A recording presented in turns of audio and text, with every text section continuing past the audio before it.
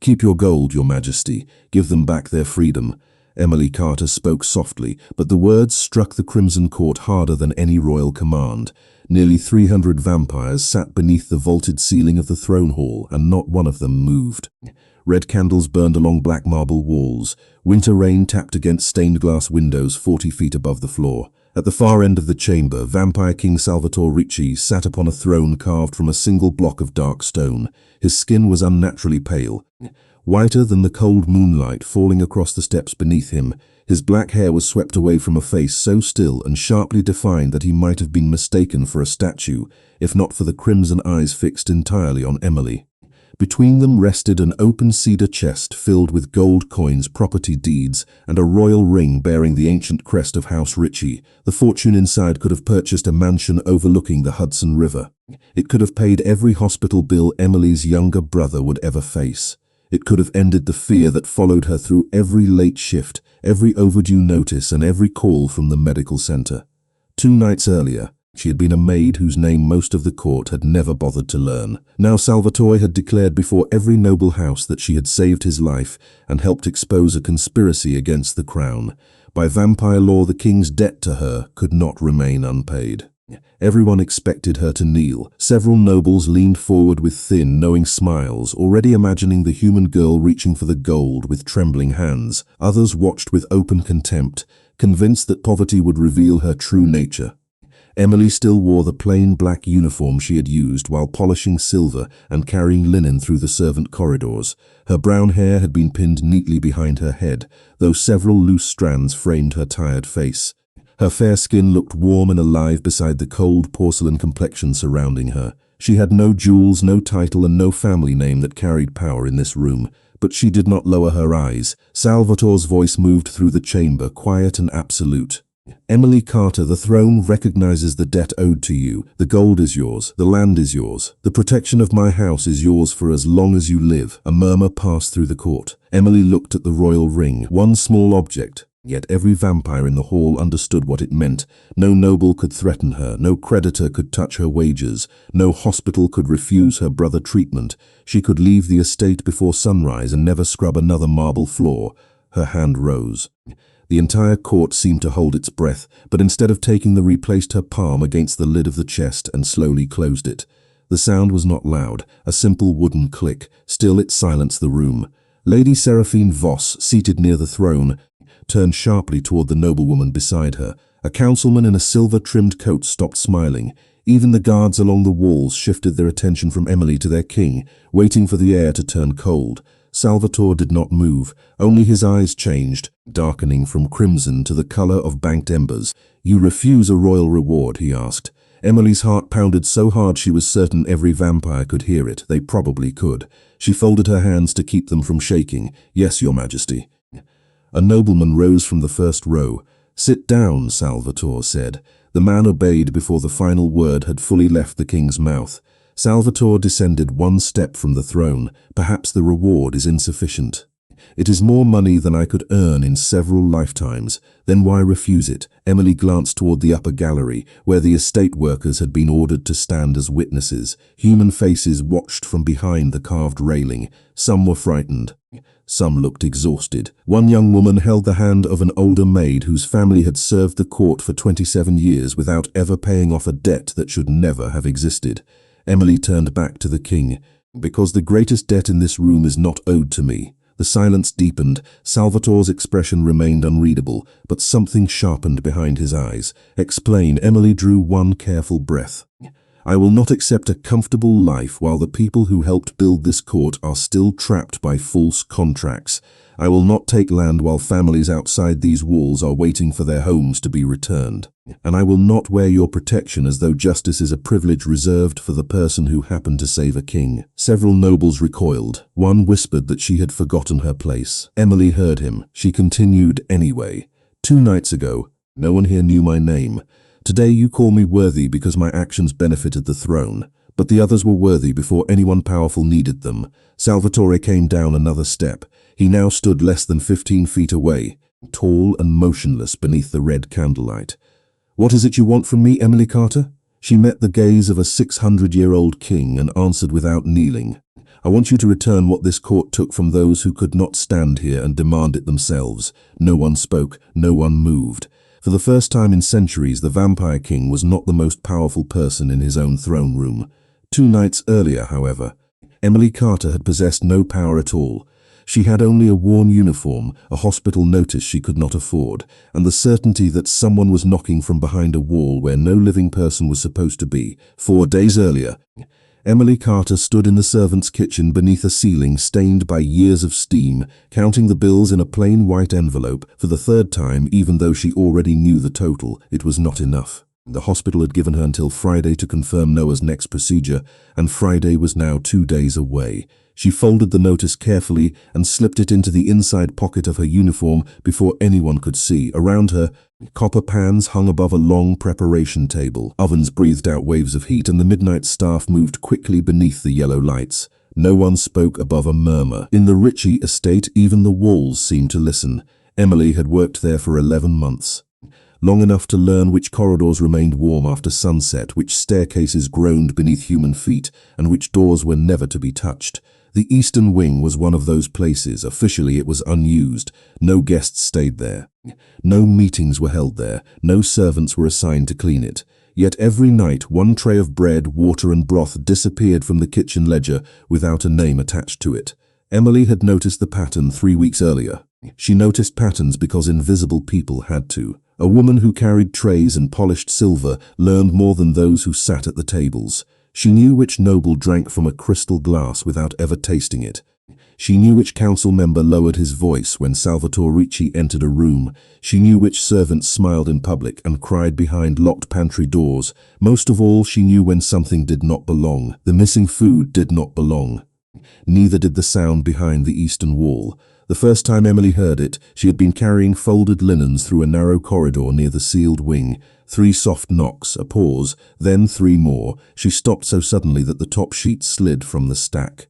"Hello," she whispered. Nothing answered. The next evening, the knocking returned at nearly the same hour. 3 taps, silence, 3 taps again. Emily pressed her palm to the cold stone. There was no pipe behind the wall, no servant passage marked on the estate plans.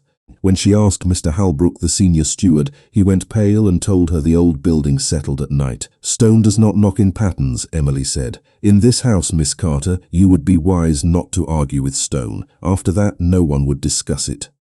Emily began leaving a small piece of bread inside a crack, and it was gone. On the 4th night, she added a folded scrap of paper with 2 words written across it. "Are you there?" The paper disappeared. No reply came back. Still, the next night, the knocking changed. 2 taps, 1 tap. Emily did not know what it meant, but she knew it was not the building settling. Someone was behind that wall, someone who could hear her, someone the household had decided not to see. "You are going to get yourself dismissed," whispered Margaret Lane, an older maid with silver in her hair and swollen fingers from years of work. She stood beside Emily in the laundry room, glancing nervously toward the open door. "You need this job.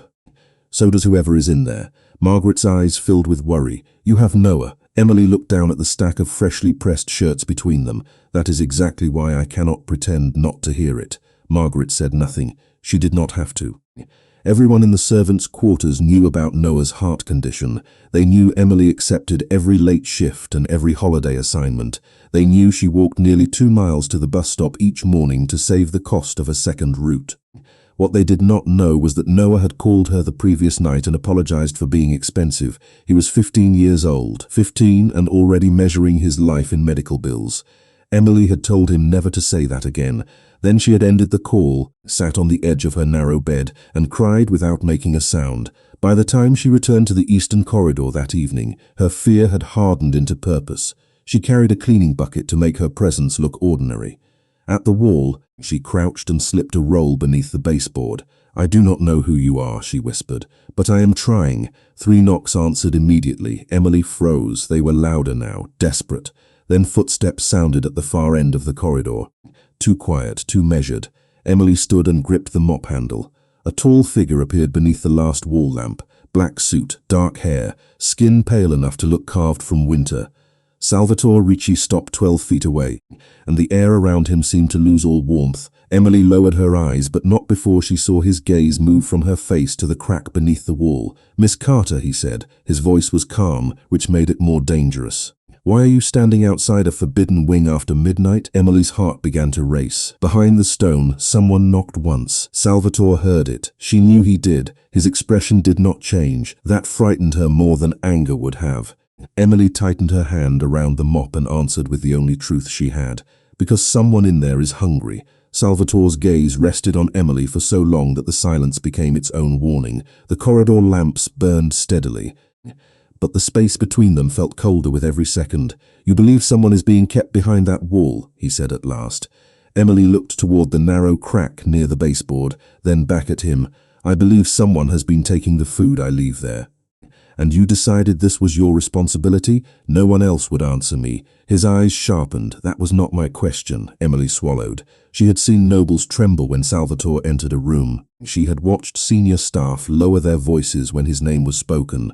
Standing 12 feet from him now, she understood why. He did not need through his stillness. "Yes," she said. "I decided it was my responsibility."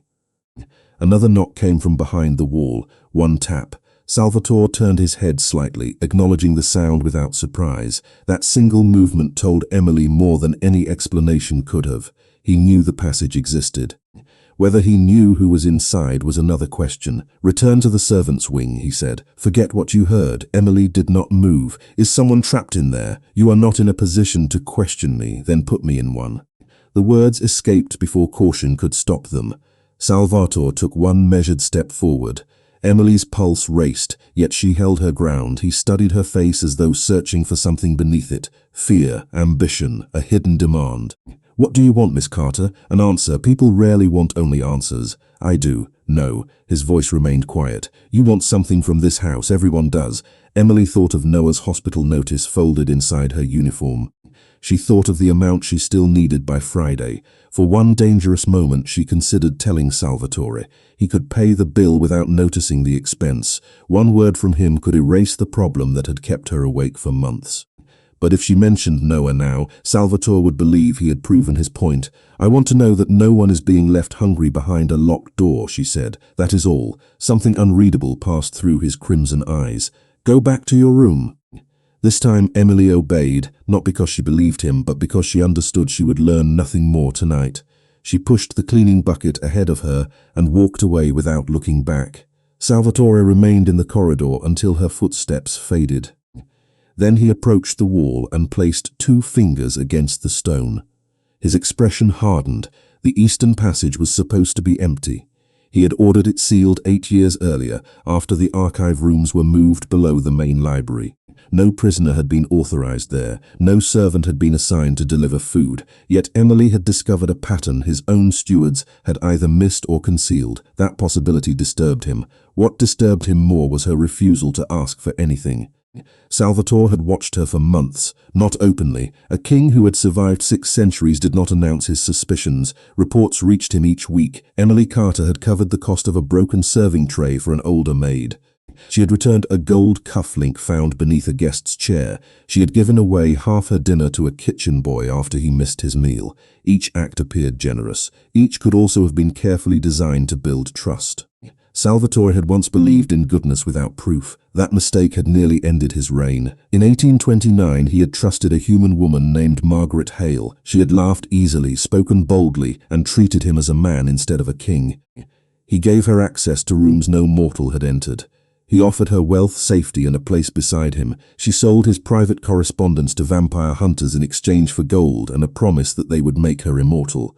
The promise had been false. The betrayal had not been. Since then, Salvatore had trusted patterns, records, and evidence, never appearances, never kindness. By sunrise, he had summoned Adrian Cole, the head of royal security. "Find out who has been using the Eastern Passage," Salvatore ordered.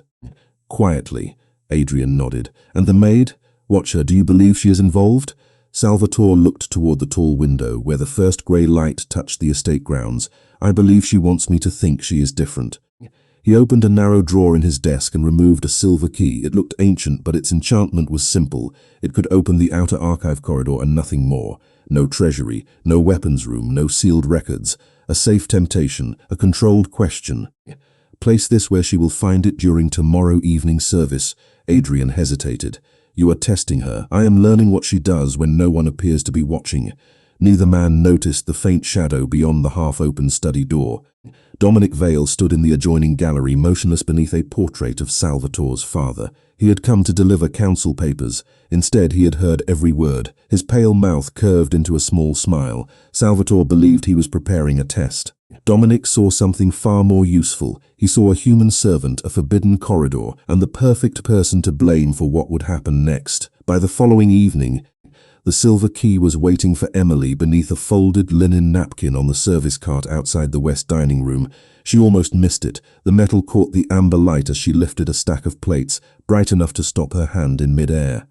Emily looked down the corridor. No servants, no guards, only the quiet ticking of the grandfather clock near the staircase and the soft sound of rain against the tall windows. She picked up the key with 2 fingers. It was heavier than it looked, cold enough to sting her skin, with the Ricci crest engraved along its narrow handle. She had seen that symbol on doors throughout the estate. Royal access, restricted access, the kind of key a maid was never supposed to touch. Emily's first instinct was to take it directly to Mr. Halbrook. Her second was to remember the 3 knocks behind the eastern wall. She slipped the key into the pocket of her apron. Across the estate, Adrian Cole watched from the shadowed entrance of the gallery. He saw exactly what Salvatore expected him to see. Emily had found the key. She had kept it. What Adrian did not know was that the key in her pocket was no longer the harmless copy he had placed beneath the napkin 20 minutes earlier. Dominic Vale had reached the cart first. He had removed Salvatore's enchanted key and replaced it with a genuine Eastern Archive key taken from a locked cabinet in the security office. The exchange had taken less than 10 seconds, quiet, precise, invisible. Dominic had then returned to the council wing and instructed a paid guard to prepare the next stage. Emily finished the dinner service without opening the pocket again. She carried dishes, refilled water glasses, and listened as nobles discussed trade boundaries as though no one outside the room mattered. At 9:30 the hospital called. Emily answered in the servants' stairwell, keeping her voice low. The nurse explained that Noah's condition was stable, but the deposit for Friday's procedure still had not been confirmed. I understand, Emily said. I will have it. She did not know how. After the call ended, she leaned her forehead against the cool wall and closed her eyes. The key rested against her hip. Salvatore's question returned to her. What do you want, Miss Carter? She could have wanted access to the royal office. She could have searched for money, records, anything that might help Noah. Instead, all she heard was the knocking.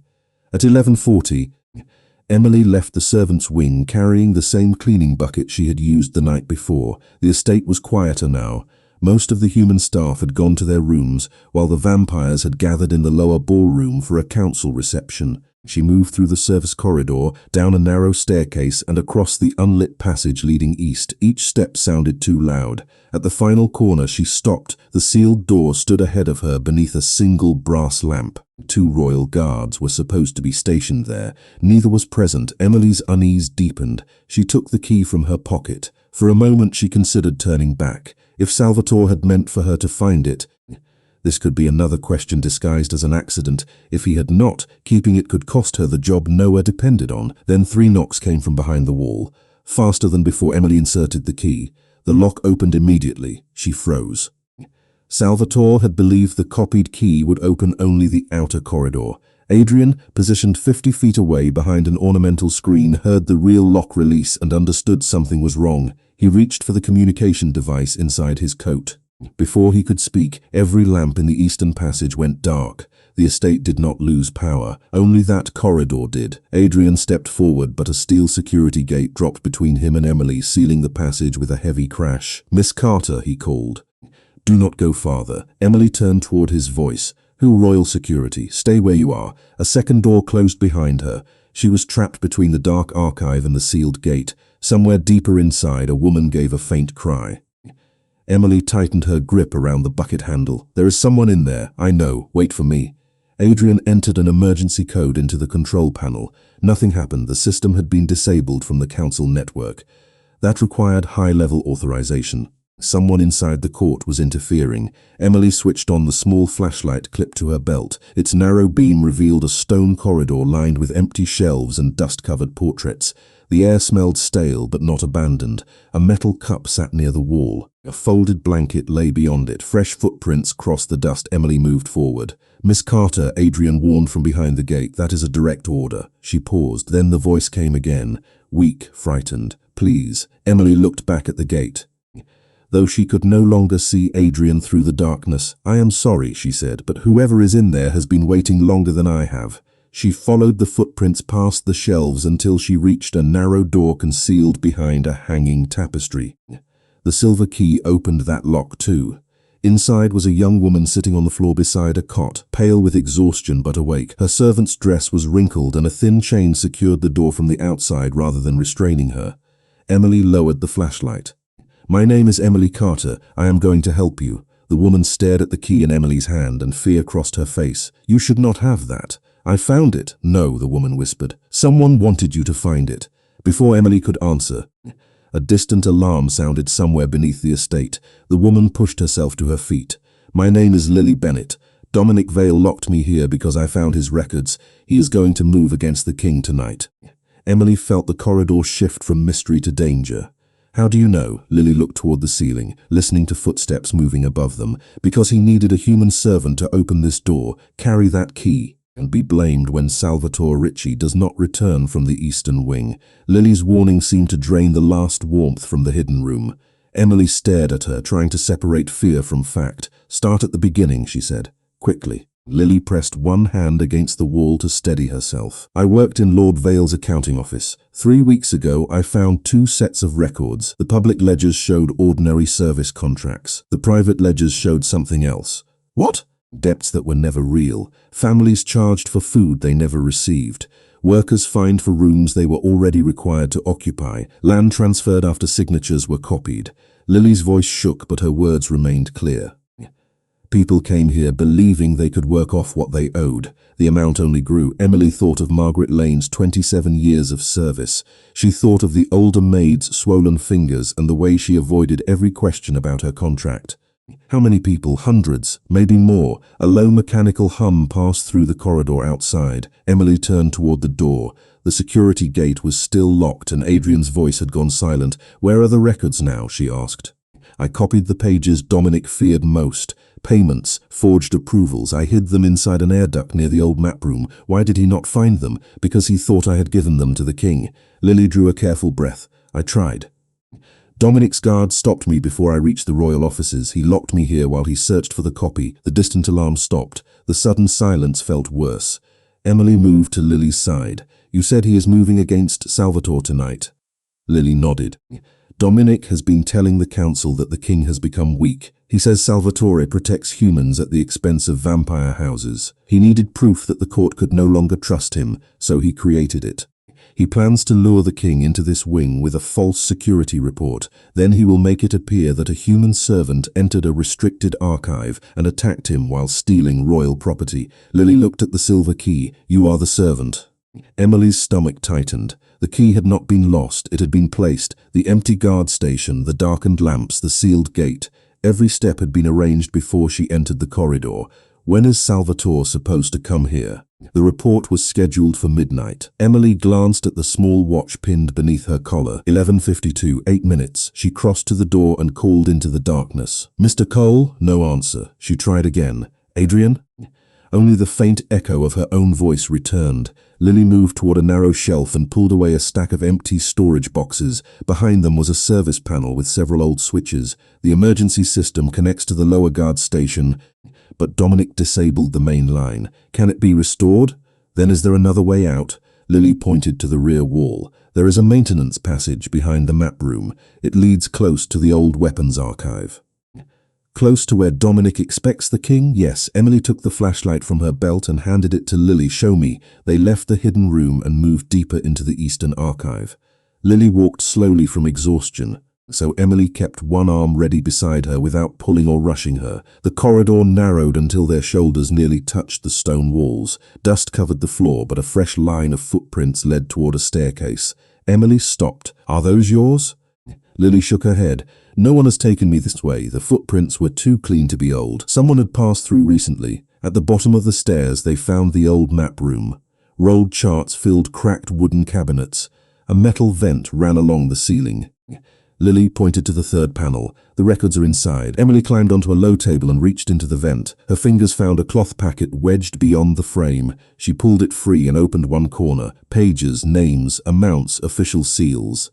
Enough evidence to destroy Dominic's network if they reached the right hands. She tucked the packet beneath her uniform sash. Now the passage. Lily opened a narrow door behind a wall map. Cold air moved through the gap. As they entered, Emily heard footsteps above them. Slow, controlled. More than one person, a man's voice carried through the ceiling. The king received the report. He is on his way. Another voice answered, and the maid? Already inside. Emily and Lily froze. We have to warn him, Emily whispered. If we go forward, we may meet Dominic, Lily said. If we stay here, Salvatore walks into the trap alone. Emily thought of Noah, of Friday, of the job she would certainly lose if she survived this night. Then she thought of the people named in the packet against her side. People who had waited years for someone to believe them, she said. They followed the maintenance passage until it ended behind a narrow iron grate. Through it, Emily could see part of a windowless chamber lit by a single blue lamp. Salvatore entered from the opposite door with 2 guards behind him. His pale face was calm, but his eyes searched the room immediately. Where is the reported breach? He asked. One guard stepped back, the other closed the door. A third figure emerged from the shadows. Dominic Vale. Emily gripped the grate. Lily covered her mouth to keep from making a sound. Dominic smiled at the king as though greeting him at dinner. There was no breach, Your Majesty, he said. Only an opportunity to finally correct the future of this court. Dominic's words settled over the chamber like winter fog. Salvatore did not look surprised. He stood beneath the blue lamp, perfectly still, while the 2 guards behind him shifted closer to the door. You forged a royal security report, Salvatore said.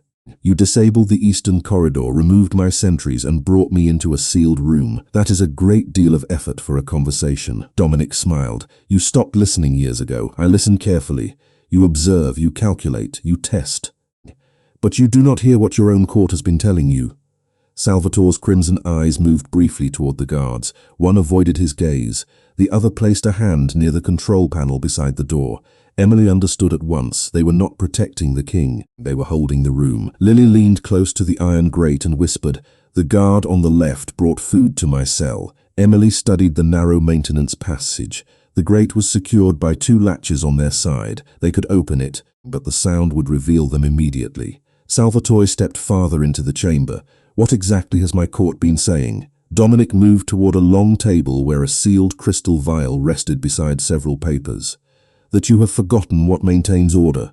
Human labor built these estates. Human fear, dependence keeps them obedient. Yet you speak of audits, limits, and protections. You mean limits on theft. Dominic's smile vanished. I mean tradition. Tradition is not a defense when the law has been broken.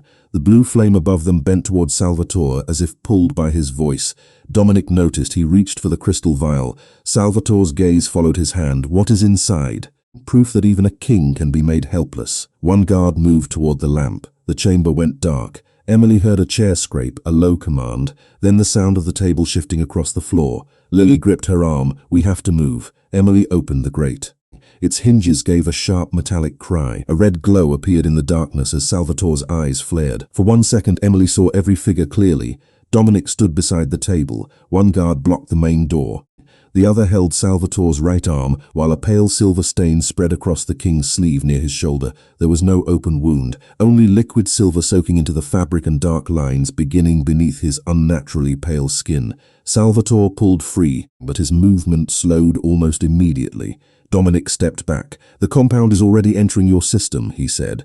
You will remain conscious long enough to understand what happens next. Salvatore reached toward him, but his hand stopped short. His knees weakened. He caught the table before lowering himself against the wall.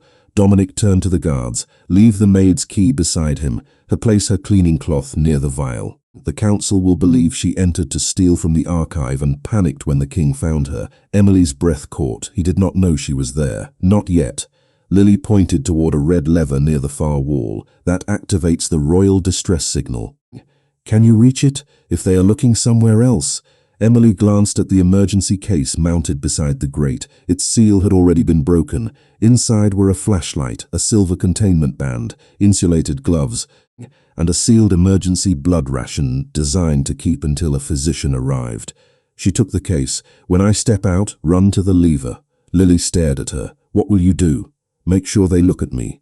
Emily pushed the grate fully open. It struck the wall with a loud clang. Every head turned. Dominic's expression changed from surprise to recognition.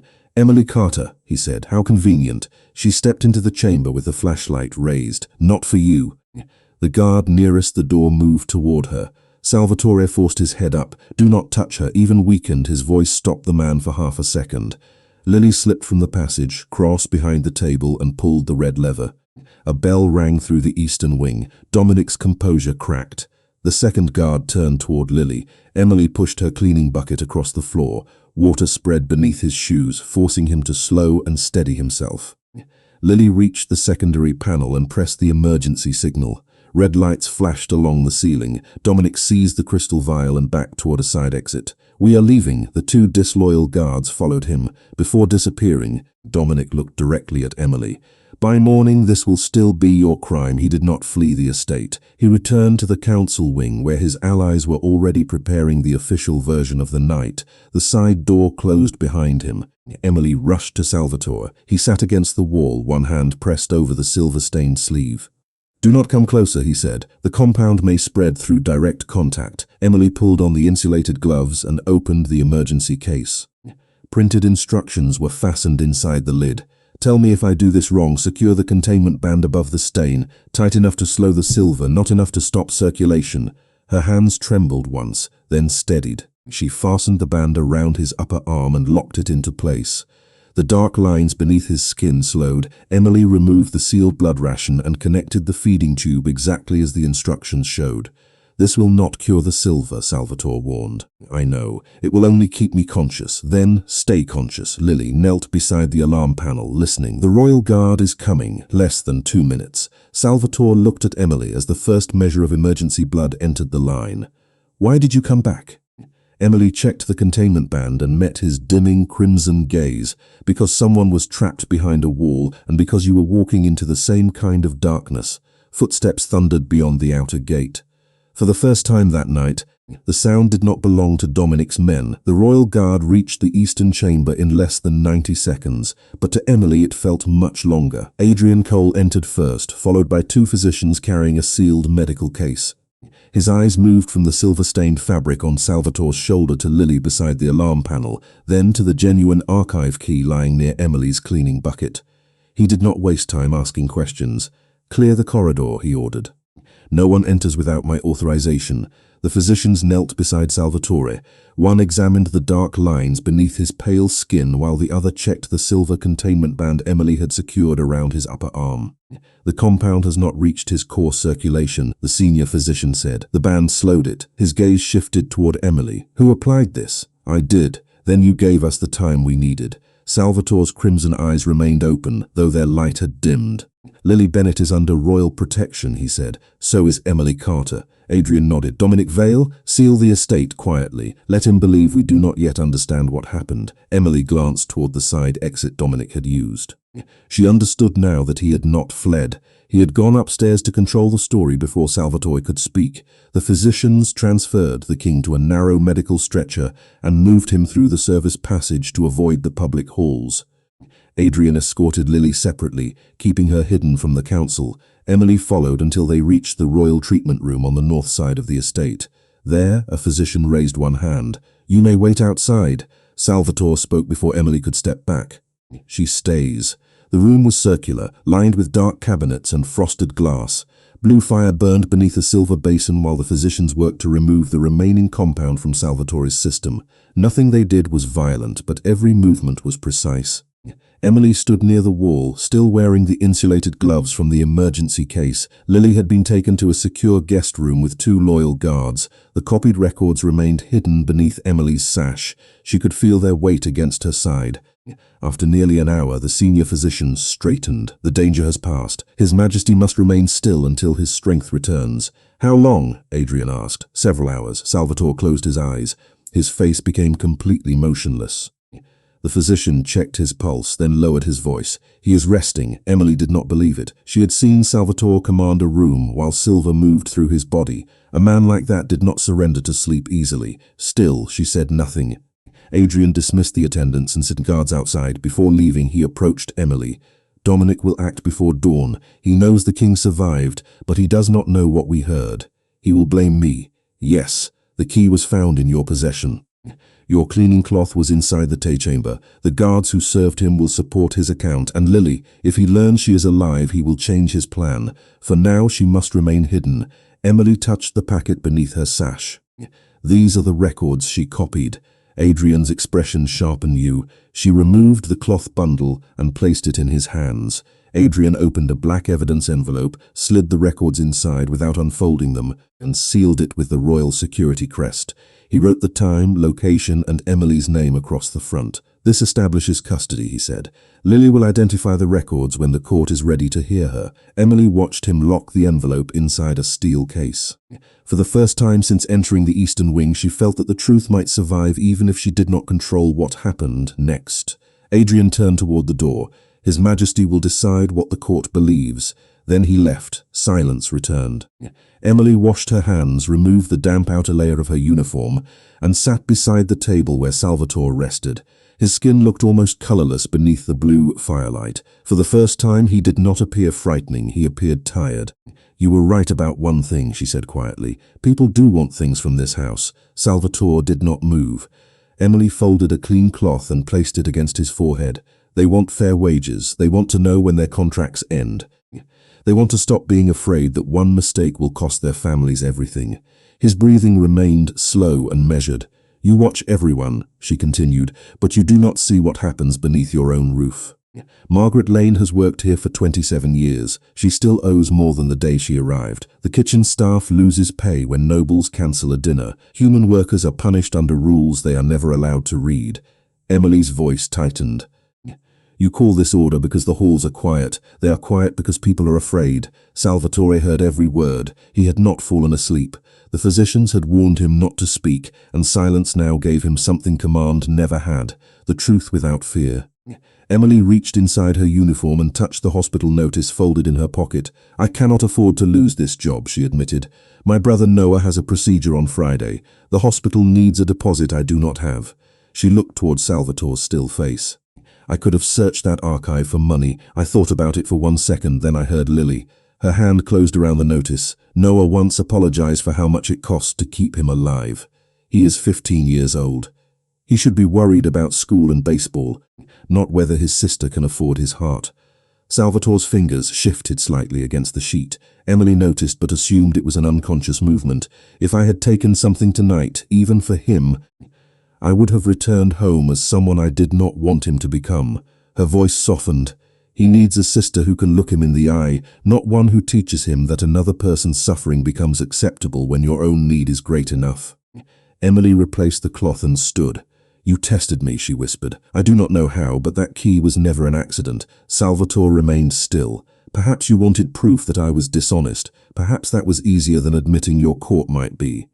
She moved toward the door, then paused. When you wake up, Your Majesty, do not ask where I passed your test. Ask whether you had the right to give it. The door closed softly behind her. Salvatore opened his eyes. Their crimson light returned, faint but clear. Adrian stepped from the shadowed alcove where he had waited her, he said. Every word. Salvatore looked toward the closed door. Prepare the court. For Dominic's arrest, not yet. Permit the hearing to begin.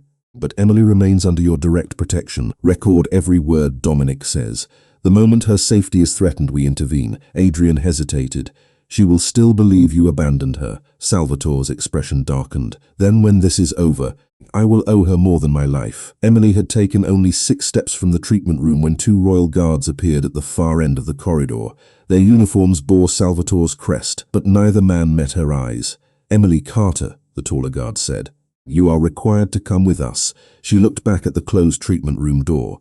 No one opened it. No command came from within. Required by whom? The emergency council. Emily understood immediately. Dominic had moved faster than she expected. I need to change out of this uniform first. No, you will come now. The answer was too quick and too rehearsed. Emily kept her hands visible and walked between them. The estate had changed in less than an hour. Doors that were usually open had been locked. Servants stood in small groups beneath the hallway lamps, whispering until the guards approached. Then every voice stopped. Near the grand staircase, Margaret Lane saw Emily being escorted and pressed one hand to her mouth. Emily gave her the smallest shake of her head. "Do not interfere." Margaret lowered her gaze, but fear remained written across her face. The guards led Emily below the east tower through a stone passage she had never seen. They stopped outside a narrow holding room furnished with one wooden chair and a brass lamp. Before the door closed, Emily noticed a small black fixture above the frame, a royal security recorder. Adrian had kept his promise. She was under observation. That did not make the room feel less like a cell. A minute later, Dominic Vale entered. His coat was perfectly arranged. His pale hands were clean. Nothing about him suggested that he had stood in a sealed chamber while the king struggled to remain conscious. "Miss Carter," he said, "you have had an unfortunate evening." Emily remained standing. "Where is Salvatore?" "His Majesty is unable to speak on his own behalf." "That is not what I asked." Dominic studied her with mild amusement. "You are either very brave or very careless. You locked Lily behind a wall. You forged debts. You tried to blame me for what happened tonight. I do not need courage to understand that." His expression cooled at the mention of Lily. "She filled your head with desperate stories. She showed me records." For the first time, Dominic's gaze moved toward Emily's waist. Searching for the packet he believed she still carried, Emily did not react. The records were already sealed inside Adrian's evidence case. "Where are they?" Dominic asked. "Beyond your reach." His eyes narrowed. "Nothing in this house is beyond my reach unless the court permits it." He stepped toward the table and placed a document beneath the lamp. "You have a younger brother, Noah Carter, 15 years old, St. Matthew's Medical Center. A procedure scheduled for Friday, provided the deposit is paid by tomorrow afternoon." Emily's heartbeat changed. Dominic heard it. A faint smile returned to his face. "There it is," he said. "The truth beneath all that dignity. Leave him out of this. I am offering to help him." Dominic placed a fountain pen beside the document. "Sign a statement admitting that you found the key, entered the Eastern Archive to steal royal property, and reacted foolishly when the king discovered you. You will also state that Lily Bennett invented her accusations to avoid punishment for theft." Emily looked at the blank line waiting for her name. "And if I sign, your brother receives the finest medical care available. His hospital balance disappears. You receive enough money to begin somewhere else. And Lily, no longer your concern." Emily imagined calling Noah after sunrise and telling him the deposit had been paid. She imagined the relief in his voice. Then she imagined Margaret still carrying an impossible debt, and Lily disappearing into another locked room while everyone pretended she had never existed. Dominic pushed the pen closer. "You have spent nearly a year polishing floors for a court that barely knows your name. Do not confuse suffering with virtue. Take the one chance that matters." Emily picked up the pen. Her fingers trembled. Dominic mistook the movement for surrender. "Sign it." Emily held the pen above the paper for one long second, then placed it back on the table. "No." Dominic's face became very still. "Consider carefully. I have. Your brother may lose his procedure. Then I will find another way. There may not be another way." Emily met his gaze. "If Noah survives because I sold someone else's freedom, then every beat of his heart will remind me what I taught him to accept." Dominic gathered the statement with controlled precision. "The court will not believe you." "Then why are you trying so hard to buy my silence?" For the first time he glanced toward the recorder above the door, only for a fraction of a second, enough to reveal that he had noticed it too late. The door opened. 4 council guards entered. But the taller man remained near Emily rather than Dominic. Adrian's protection was present, silent and carefully placed. Dominic turned away from her. "Place her under formal arrest. The charges are attempted theft, unlawful entry, and conspiracy against the crown." Emily did not resist when the genuine silver key was removed from her apron. She had nothing else for them to find. No copied records, no hidden evidence. Adrian had already secured the truth. As the guards led her toward the lower cells, Dominic spoke without looking back. "By morning, no one will remember you tried to tell the truth." Emily walked into the dark corridor with her head raised. Somewhere above them, behind the sealed doors of the royal wing, Salvatore Ricci remained silent by choice. And every noble who mistook that silence for weakness was beginning to reveal exactly where they stood. The lower cell had no window, only a narrow vent near the ceiling and a strip of yellow light beneath the door. Emily sat on the wooden bench with her hands folded in her estate, prepare for judgment above her. Footsteps passed every few minutes. Keys turned, voices lowered, no one entered. Time stretched until she could no longer tell whether 10 minutes or an hour had passed. She thought of Noah beneath the hospital lights, unaware that his name had become a weapon in a room he had never seen. She thought of Lily hidden under royal protection, and of the sealed records now locked inside age evidence case. The truth was safe. Whether it would be heard was another matter. Most of all, she thought of Salvatore. He had heard her warnings. He had ordered that she be protected. Yet he had still allowed the arrest to continue. Emily understood strategy. She understood that powerful men sometimes waited for enemies to expose themselves. Understanding did not make the silence hurt less. At last, the lock turned. 2 guards opened the door. "The emergency council is assembled," one said. "You will speak only when addressed." Emily stood. "Is the king alive?" Neither answered. They escorted her upstairs through a different route, avoiding the main servant halls. The closer they came to the throne chamber, the colder the air became. At the final doors, Emily heard hundreds of voices. Then the guards pushed them open. The Crimson Court had gathered beneath the red chandeliers. Every council seat was occupied. Noble families lined the galleries, their pale faces turned toward the center floor. Salvatore's throne stood empty. Dominic Vale occupied the position directly below it, not seated, but close enough to suggest authority. Emily was brought to the center of the hall. The genuine silver key rested on a black cushion nearby. Her cleaning cloth lay beside it, carefully folded as though it were sacred evidence. Dominic raised one hand. The room fell silent. "Emily Carter," he said, "you are charged with entering a restricted royal archive, attempting to remove protected documents, and conspiring against the life of King Salvatore Ricci." Emily looked at the empty throne. "Where is the king?" A murmur moved through the chamber. Dominic's expression tightened. "You will answer the charges. I will answer them before the king. His Majesty is unable to attend. Then this court should wait until he can." Several nobles exchanged looks. Dominic descended one step. "You were found in the eastern wing holding a stolen key. Your belongings were discovered beside the king after he was exposed to silver. 2 royal guards saw you enter the restricted corridor. Those guards worked for you. An accusation without proof." "Lily Bennett is proof." The room changed. Some nobles leaned forward. Dominic recovered quickly. "Lily Bennett was dismissed for theft 3 weeks ago. She was imprisoned behind a wall because she found your private ledgers." A councilwoman near the front whispered to the man beside her. Dominic heard it. His voice sharpened. "Where are these supposed ledgers?" Emily glanced briefly toward Adrian Cole, who stood among the royal guards along the wall. He gave no sign, but she knew the records were still in his custody. "Protected," she said. "Convenient." Dominic turned toward the council. "The accused offers hidden witnesses and invisible evidence. What she cannot explain is why the royal key was in her pocket. Because someone wanted me to carry it." "Who?" A few gasps broke the silence. Dominic gave a patient smile. "Miss Carter, poverty may inspire desperation, but it does not excuse treason." The word poverty struck exactly where he intended. He wanted the court to see need, not character. A human maid with unpaid bills, a frightened sister, someone easy to purchase and easier to blame. Dominic produced the statement from the holding room and placed it on the evidence table. "The court is prepared to show mercy. Admit that you entered the archive seeking valuables. Admit that Lily Bennett persuaded you to invent allegations against me. In exchange, your brother's medical procedure will be funded, and you will be permitted to leave the estate." Now the offer was public. No private threat, no room for misunderstanding. Hundreds of immortal eyes watched Emily weigh one boy's future against the truth. Her hands trembled at her sides. She allowed them to. Courage did not require stillness.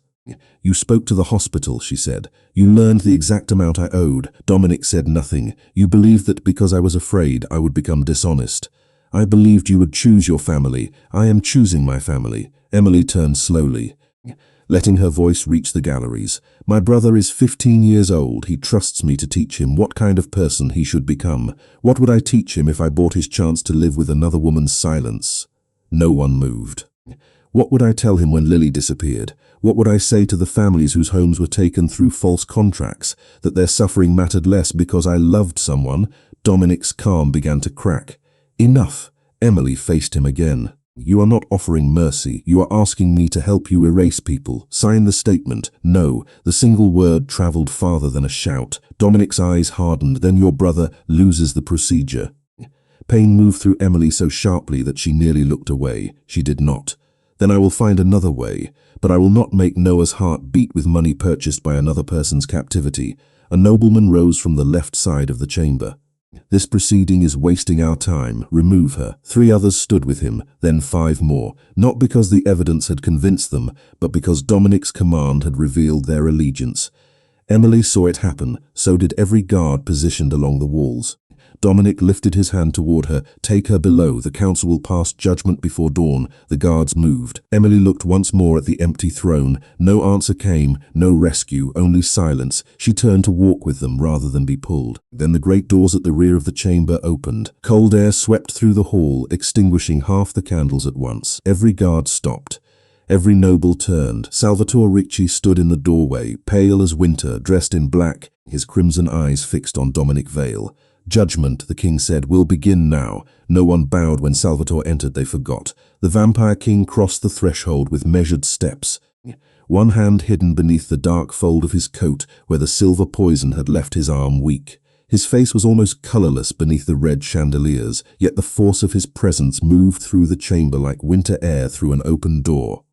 Emily stood between two guards at the center of the court. For one brief second, relief rose inside her. Then she remembered the locked cell, the public accusation, and the silence he had chosen while Dominic offered Noah's life in exchange for a lie. Salvatore stopped beside the empty throne but did not sit. "Release Emily Carter," he said. The guards obeyed immediately. Dominic remained at the foot of the platform. "Your Majesty, the council was informed that you could not speak." "You were informed that I was recovering." Salvatore's crimson gaze settled on him. "You decided those words meant the throne was empty." Dominic spread his hands. "I acted to protect the court from a human conspirator. Then you will welcome evidence." Adrian Cole entered through a side door carrying a narrow black case. 4 loyal guards followed him, but none approached Dominic, not yet. Salvatore looked toward Emily. "The key found in Miss Carter's possession was not the key I ordered placed for her." A ripple of surprise moved across the chamber. Emily's jaw tightened. There it was. Confirmation. He had tested her. Salvatore continued before anyone could speak. "The original was an enchanted copy. It could open only the outer archive corridor. It could not open the hidden room where Lily Bennett was confined." Adrian opened the case and placed 2 silver keys on the evidence table. They appeared identical. "Royal keys retain an imprint of every authorized seal used to activate them," he explained. "The harmless copy carries my seal and the king's. The genuine key carries a 3rd. He held a glass lens above the 2nd key. Golden light spread across its surface, forming the crest of House Vale. Every face turned toward Dominic. He did not flinch. "I have accessed the Eastern Archives many times in my official capacity. Not during the past 8 years, Salvatore said. The wing was sealed by royal order." Dominic's expression hardened. "A key proves access. Nothing more, correct?" Salvatore's voice was almost gentle. "Which is why it is not the only evidence." Adrian removed a ledger from the case. "At 11:17 last night, 1 vial of liquid silver was signed out of the restricted security cabinet using Lord Vale's authorization code. The physical signature was later erased, but the cabinet retained the timestamp." Another guard stepped forward with a sealed cloth pouch. Inside rested Dominic's silver signet ring. A faint pale residue clung to the inner edge. "The royal physician confirmed the same compound was present on this ring," Adrian said. Dominic turned toward the council. "Contamination. The entire eastern chamber was exposed." "Your ring was collected from your private office," Salvatore replied. The first line of uncertainty appeared among Dominic's supporters. A councilwoman who had stood moments earlier slowly returned to her seat. Dominic noticed.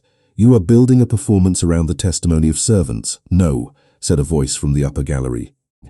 Lily Bennett stepped into view between 2 royal guards. She wore a clean grey dress, and though exhaustion still marked her face, she stood without assistance.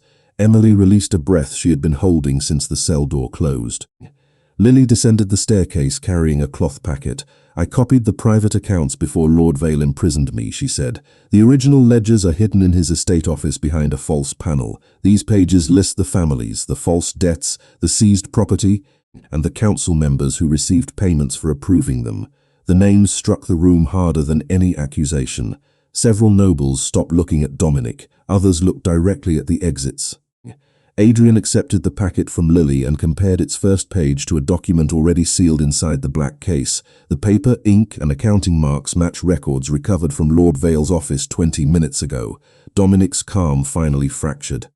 "You searched my property without council approval." "I authorized it," Salvatore said. "You were unconscious. I was listening." Silence fell. Salvatore turned toward Emily. His gaze held hers for a moment, and she understood that he had heard her in the treatment room. Every word.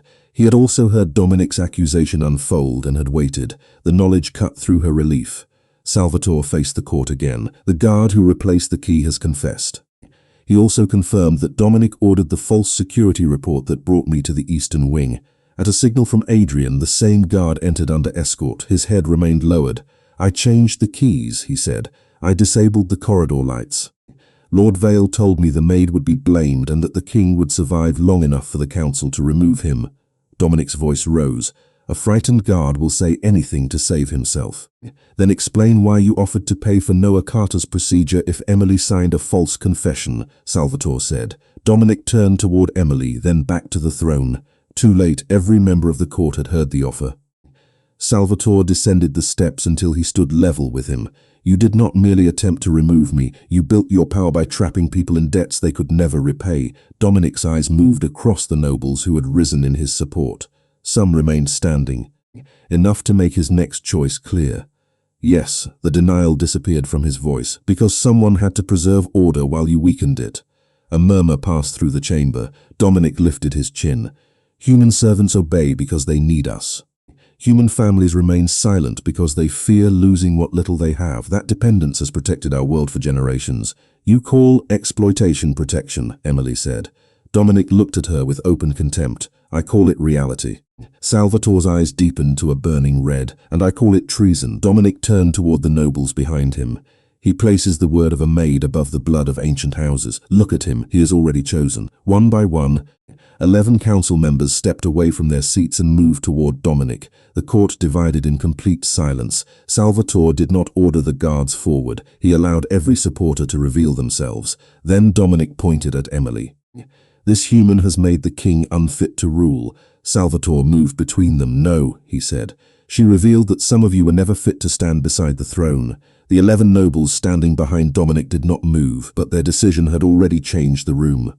Every remaining council member watched Salvatore, waiting to see whether the king would answer defiance with fear, force, or law. Salvatore chose none of them. He simply turned toward Adrian Cole. Seal the chamber, the great doors closed. The sound echoed beneath the vaulted ceiling. Dominic smiled. You would imprison your own council for disagreeing with you. Disagreement is permitted, Salvatore said. Conspiracy is not. One of Dominic's supporters, Lord Harrow, stepped toward Emily. The human should be detained until the council confirms these records. His hand reached for her arm. Salvatore moved only half a step, placing himself between them. The temperature dropped so quickly that white mist formed above the polished floor. No one touches her. Lord Harrow stopped. The quiet command carried more weight than a shouted threat. Emily looked at Salvatore's back, at the rigid line of his shoulders beneath the black coat. 4 days earlier, he had treated her kindness like evidence to be examined. Now he stood between her and an entire faction of his court. But Emily did not want protection that left everyone else unheard. She stepped out from behind him. Lily should speak, she said. Dominic gave a short, humorless laugh.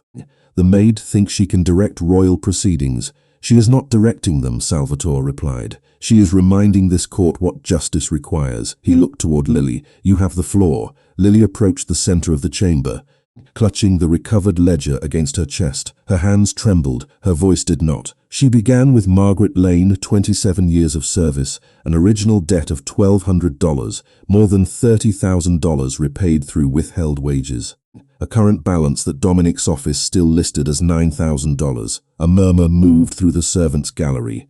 Margaret covered her mouth. Lily read another name, then another. A kitchen worker charged for meals he prepared himself. A groundskeeper billed for housing that had been promised as part of his wages.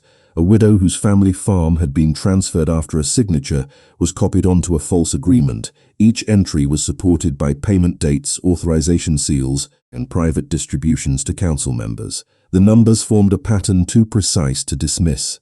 Dominic looked toward the nobles who had joined him. These are administrative disputes, not crimes against the crown. They became crimes against the crown when you used the profits to finance an attempt to remove the king, Adrian said. He placed a second ledger beside Lily's. Payments from the contract accounts funded the guards who altered security access last night. 3 of Dominic's supporters stepped away from him. He noticed immediately. Cords, he said. A councilwoman named Evelyn Frost rose from her chair. She had remained neutral until now. Did you know the debts were false? She asked Dominic.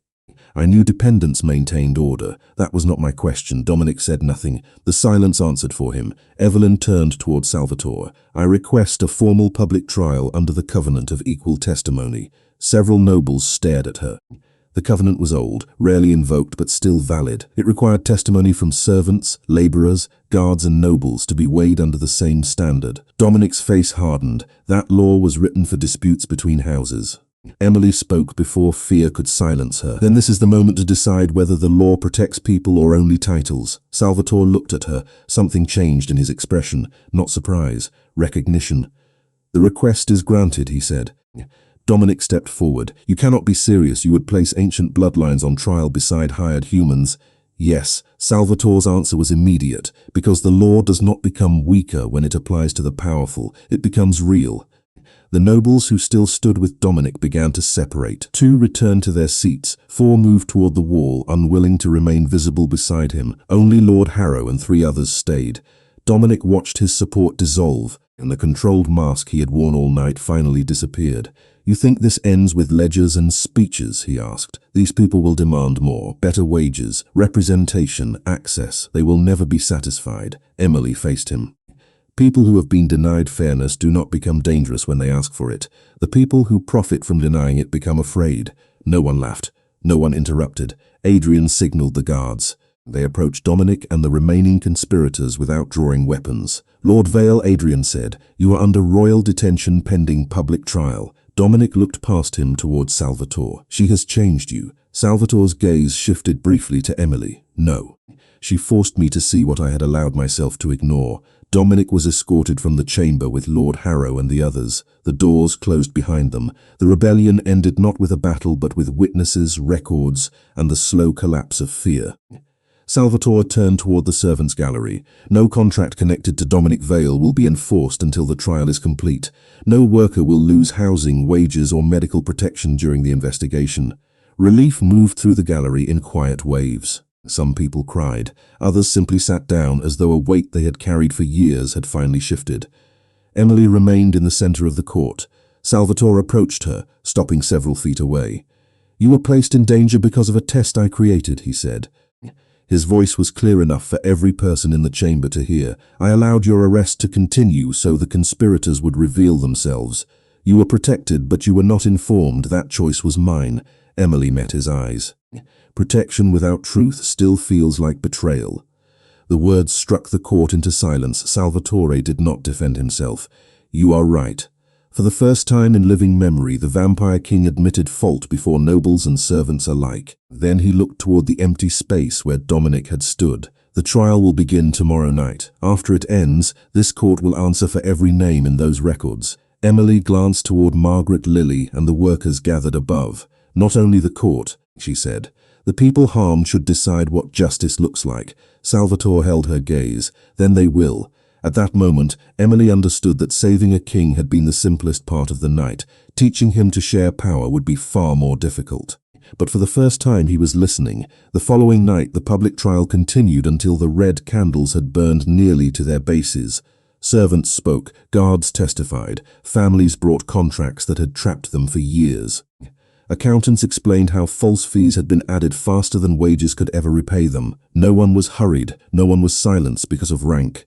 Lily Bennett identified the copied records Adrian had sealed the night before, and the original ledgers recovered from Dominic Vale's office matched every page. By the time the final entry was read into the record, Dominic's network had been exposed from the servants' kitchens to the highest council seats. The court found him guilty of treason, unlawful confinement, financial fraud, and conspiracy against the crown.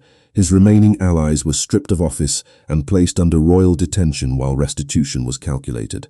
Salvatore did not announce the verdict with triumph. He stood before the throne, pale and motionless, and ordered that every stolen property, withheld wage, and fraudulent payment be traced back to the people who had lost it. Then he dismissed the court for 1 hour. When the chamber reopened, the prisoners were gone, the evidence tables had been cleared, and a cedar chest rested beneath the throne. Emily recognized it immediately. Gold coins filled the bottom. Property deeds lay inside a sealed leather folder. On top rested a royal ring bearing the crest of House Ricci. The estate workers had been invited to remain in the upper gallery. Margaret Lane stood at the railing beside Lily. Adrian Cole waited near the doors. The noble houses filled their seats again, quieter than before. Salvatore entered without ceremony. The silver compound had left him weaker than he allowed anyone to see, but his posture remained straight. He stopped in front of Emily rather than returning to the throne. 2 nights ago, he said, "I decided your character should be measured by a test you did not choose." His voice carried through the hall. "That decision created the opening demonic veil used against you. I then allowed your arrest to continue so his allies would reveal themselves. You knew I believed you had abandoned me." "Yes." The answer came without excuse. A murmur moved through the nobles. Salvatore continued, "You were guarded from direct harm, and every word Dominic spoke was recorded. But protection does not erase fear. Strategy does not erase betrayal." He turned slightly so nobles and workers could see him. "I apologized to Emily Carter before this court." No one breathed. Kings issued pardons. Kings granted mercy. Kings did not apologize to maids. Salvatore faced her again and gestured toward the chest. "The gold is from my private estate. The land belongs directly to the crown and has never been connected to Dominic's accounts. The ring grants lifelong royal protection to you and your family. None of this is payment for silence. None of it was taken from those harmed." He paused. "It is a debt honestly offered." Emily looked into the open chest. The fortune could end every fear she had carried for years. Noah's hospital balance, future treatment, a safe home, food without counting coins, rest without guilt. She imagined placing the ring on her hand and knowing no creditor, employer, or noble could threaten her again. Then she looked toward the gallery. Margaret had served for 27 years. Lily had spent weeks behind a wall because she refused to erase the truth. Families outside the estate were still waiting to learn whether their homes would be returned. Emily placed both hands on the cedar lid and closed the chest. The quiet click moved through the chamber like a bell. "Keep your gold, Your Majesty." Lady Seraphine rose sharply. "No human refuses a royal grant." Salvatore lifted one hand. The noblewoman sat. His eyes remained on Emily. "Why? Because the largest debt in this room is not owed to me." Emily turned toward the gallery. "I was trapped for 1 night. Some of them have been trapped for decades." She faced Salvatore again. "If I leave with gold while everyone else waits for your mercy, then nothing truly changes. One fortunate maid becomes safe. The system stays the same." Salvatore glanced at the closed chest. "Then tell me what justice requires." Emily drew a slow breath. "Cancel every fraudulent contract connected to Dominic Vale. Return the land taken through forged agreements. Repay withheld wages from the assets of those who profited. Create written employment contracts with clear pay, clear terms, and the right to leave." Several nobles shifted uneasily. Emily continued, "And establish a council where human workers can speak for themselves. Not through a sympathetic noble, not through a king who promises to listen, their own representatives." The hall filled with whispers. Salvatore silenced them with a glance. "And what do you ask for yourself?" Emily thought of Noah. "My brother needs a heart procedure on Friday. I ask that the Royal Medical Fund cover it as compensation for the danger your test placed me in. Not as charity, not as affection, a lawful debt." Salvatore nodded. "Granted." Emily's breath caught, but she did not look away. "The other terms," he turned toward Adrian, "prepare the cancellation orders tonight. Freeze the assets of every convicted conspirator. Begin property restoration at sunrise. Draft the worker protections with testimony from those affected."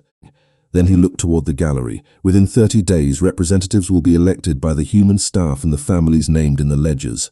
The room went silent again. Salvatore returned his attention to Emily. "All of your terms are granted."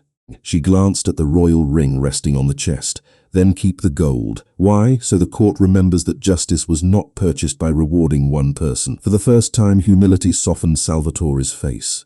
He removed the ring and placed it on the table between them. "Then this will not be your reward. It will remain here until this court learns what protection means when it belongs to everyone." Above them, Margaret began to cry. Lily reached for her hand. No noble laughed. No council member protested. Emily Carter had entered the hall as a servant offered a fortune. She remained standing as the woman who had refused to let a kingdom confuse generosity with justice. 3 months later, the eastern corridor no longer echoed with secret knocking. The sealed wall had been opened, the hidden room had been emptied, and the space where Lily Bennett had once been confined had become a public records office. Its door remained unlocked during working hours. The first document displayed inside was not a royal decree. It was a list of every fraudulent contract cancelled by the court. Margaret Lane's name appeared near the top. After 27 years of service, her false debt had been erased. Her withheld wages had been repaid, and she had chosen to remain at the estate under a new agreement she had read, questioned, and signed freely. Hundreds of other workers made their own choices. Some stayed, some returned to restored homes. Others used their compensation to begin new lives beyond the Ricci lands. No one was punished for leaving. Dominic Vale was sentenced to permanent confinement inside a sealed northern fortress, where he held no authority and had no access to the people he had once controlled. The nobles who had supported his system lost their council seats and surrendered enough personal property to repay the families named in the ledgers. The guard who had exchanged the keys received a reduced sentence after giving complete testimony and helping investigators locate every altered account. The court did not erase his wrongdoing, but neither did it ignore his cooperation. Lily became chief records secretary for the newly formed Human Council. She kept the copied pages in a glass case beside the official ledgers, not as a monument to suffering, but as proof that one person preserving the truth could force an entire institution to confront it. Noah Carter's heart procedure took place on Friday morning, exactly as scheduled. Emily sat beside his hospital bed when he opened his eyes afterward. He looked tired, pale, and more annoyed by the hospital food than frightened by the future. "Did you really argue with a vampire king?" he asked. Emily smiled. "I disagreed with him. That sounds like arguing. You should rest. That means yes." His recovery remained steady. Within 6 weeks, his doctors allowed him to return to school part-time. By the end of the 3rd month, he was spending afternoons helping coach a younger baseball team, though Emily suspected he mostly enjoyed giving instructions from the dugout. She no longer worked as a maid. The human staff and the families harmed by Dominic's contracts elected her as their first representative to the Crimson Court. Salvatore did not appoint her. He did not influence the vote. He remained completely silent until the final count was announced. Emily won by a margin so large that even the oldest nobles could not dismiss it as gratitude. On the evening of her first council session, she entered the throne chamber wearing a simple navy suit instead of a servant's uniform. The cedar chest was gone. The royal ring remained on the central table, exactly where Salvatore had placed it 3 months earlier. He stood beside the throne, his skin still unnaturally pale beneath the red glass windows, though the cold distance in his expression had softened. "Representative Carter," he said, "your seat is ready." Emily looked at the arrangement. The human representatives had been placed several feet below the Vampire Council. She moved her chair forward until it aligned with theirs. The scrape across the marble sounded painfully loud. Several nobles stiffened. Salvatore watched her. "Is there a problem?" "There was," Emily replied. "I corrected it." A faint smile touched his face. "So you did." The session lasted nearly 4 hours. They approved clear wage standards, independent contract reviews, medical protections, and a rule requiring every worker to receive a written explanation of employment terms in plain language.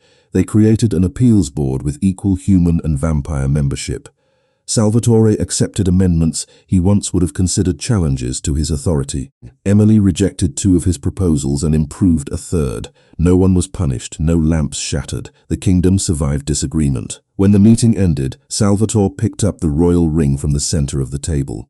"This once represented protection granted by the throne," he said. "What should it represent now?" Emily considered the question, then turned his palm upward and placed the ring back into it. A reminder. Of what? That protection controlled by one person can become another kind of cage. Salvatore closed his fingers around the ring. "And where should power rest?" Emily looked at the long table, the elected representatives, and the records waiting to be reviewed. "Where people can question it." The others left until only the 2 of them remained beneath the fading candlelight. Salvatore walked with Emily toward the great doors. "Will you remain at the estate?" he asked. There was no command in his voice, no promise of gold. No offer disguised as obligation. "I will stay while this work matters and while my presence is my own choice. And if one day you choose to leave, you will let me." Salvatore bowed his head. "Yes." Emily studied him, measuring not the promise but the man making it. "Then I will stay." The doors opened to the blue light before dawn. Emily stepped into the covered courtyard where the first birds were beginning to stir beyond the stone arches. Salvatore followed, his face paler than hers, shaped by centuries of darkness but no longer ruled by it. He did not walk ahead, he did not ask her to follow. They crossed the courtyard side by side while workers opened the gates for a new day. The coldest king had not been defeated by force. He had been changed by a woman who refused to sell her conscience, and the woman once treated as ordinary had taught an immortal court that kindness without freedom was not kindness at all.